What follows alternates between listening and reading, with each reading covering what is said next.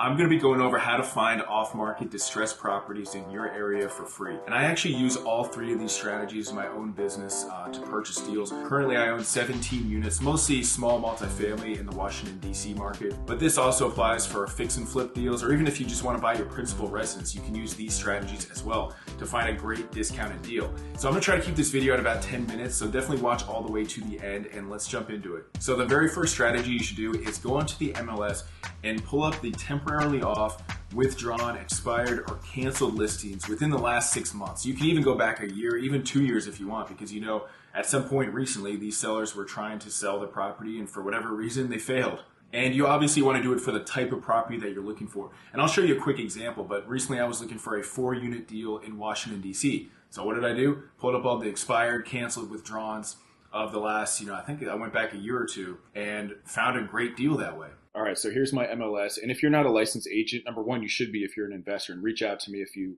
want to get your license. I can hook you up. But I'll show you multifamily and residential. So what I was looking for was like a 4-unit building in Washington, D.C. So what I did is I pulled up all the multifamily, and over here in this section, I did temporarily off, withdrawn, expired, canceled. And here's, it goes back 6 months, but you probably go back like a year. And I was looking for like 4 units. And then I was looking for these zip codes. And look, 34 matches. So this is probably a little bit out of my reach. But you want to look for the properties that are like, for whatever reason, they got delisted. And then what you want to do is, especially if they look like they need work, that's like the ultimate. Like some of these are like this one's like renovated and everything, but sometimes you can get a good deal on them. You really want to find the ones that are off market now and look like they're distressed in some way. And then just reach out to the agent and find out what's going on and say, look, I can make an offer as is, like what happened to this deal? Sometimes the seller might be fixing it up. Sometimes there might be some other issue going on, estate sale, who knows? But most people are not contacting these sellers. So it's a huge opportunity. And this is exactly how I found one of my recent 4-unit deals. The agent had basically told me that the original buyer had fallen out because of home inspection issues. She sent me the home inspection. I reviewed it. I said, okay, it's not too bad. And then I made a low offer, got it accepted, and we went to closing. So the next free way is to get on other wholesalers' buyers list. And this is one of the best strategies where you can have incoming off-market deals pretty consistent. Pretty much every single day, I get several off-market deals from these different wholesalers. And the thing to know about wholesalers is that just like any other type of deal, it's probably not going to be a good deal. There might be like 1 in 10 wholesalers that send me good deals.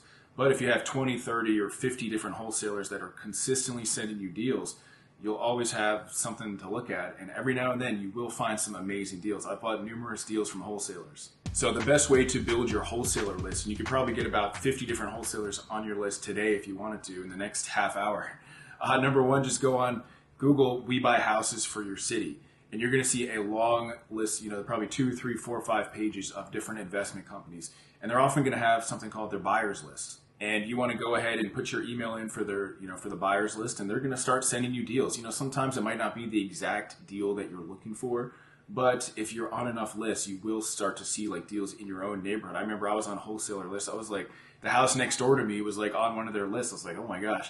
You'll see some good opportunities. You can also go to RIA meetings, Real Estate Investor Association meetings, where you'll find some wholesalers. And then also like Facebook groups, or if you're driving around, you see the We Buy Houses signs. Those are all places where you can start to add people to your, get on different wholesalers lists.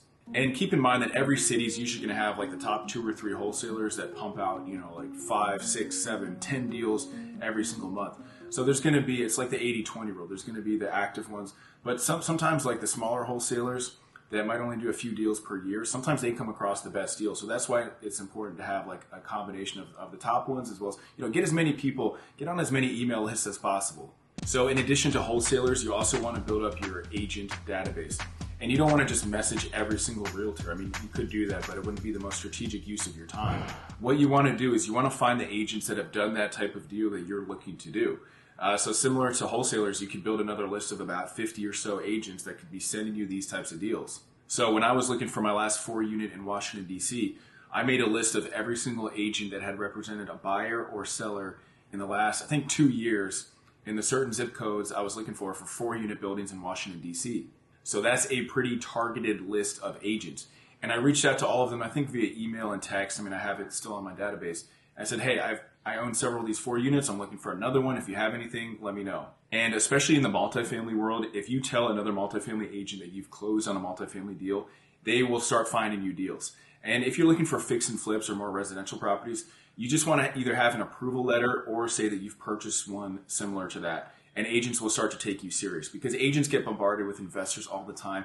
I'm a cash buyer, I have $10 million of liquid capital. And there's basically just a lot of tire kickers. But if you either have an approval letter or say that you've done a property in that area, they will start to take you serious and they'll start to send you deals. And out of the 50 multifamily agents I reached out to, most are not going to respond. But I think I had, whatever it was, 5 or 10 different agents that were sending me deals and giving me some good, off-market as well as on-market opportunities. The next free way to find off-market deals is what's called driving for dollars. Now, it's not my favorite strategy, but I'll give you a couple ideas where you can make it very strategic and find deals this way. So driving for dollars is where you're just driving around and, maybe you're at a house that you own or just driving through a neighborhood and you see a distressed property. What you can do is you can write down that address and start contacting that owner and see if they want to sell their house. Now, what's cool nowadays is that there's different apps like Deal Machine. I made a video on Deal Machine on how to use it, where you can just take a picture of the property and it will automatically start sending them direct mail, or you can even contact them via email or text, whatever it may be. Now, the thing with driving for dollars is I wouldn't recommend spending 20 or 30 hours a week driving around neighborhoods looking for properties. It's just not the best use of your time. You can be a little more strategic than that. If you're driving through and you see houses that look distressed, you can write those down. But there are some cities like Washington, D.C., for example, where it has a blighted and distressed property list for free. It's public access. You can just Google that right now. It'll have several thousand properties that have been noted by the county or by the city that are in distress for whatever reason.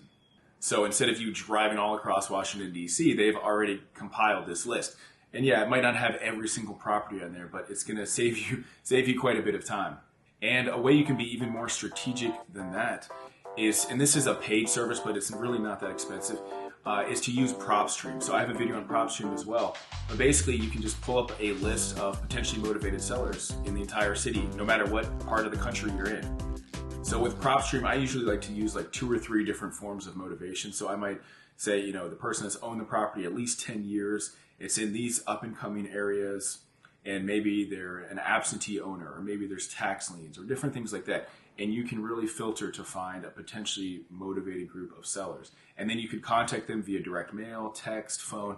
Always check the rules and regulations in your area. But those would be some good marketing strategies. Now, if you combine all 3 of these strategies, like withdrawn properties, temporarily off, canceled, expired, as well as having a network of agents and wholesalers sending you deals, as well as doing your own direct marketing using PropStream or driving for dollars, you would have so many leads, you would be able to cherry pick, you would find some steals of a deal. I can guarantee you that.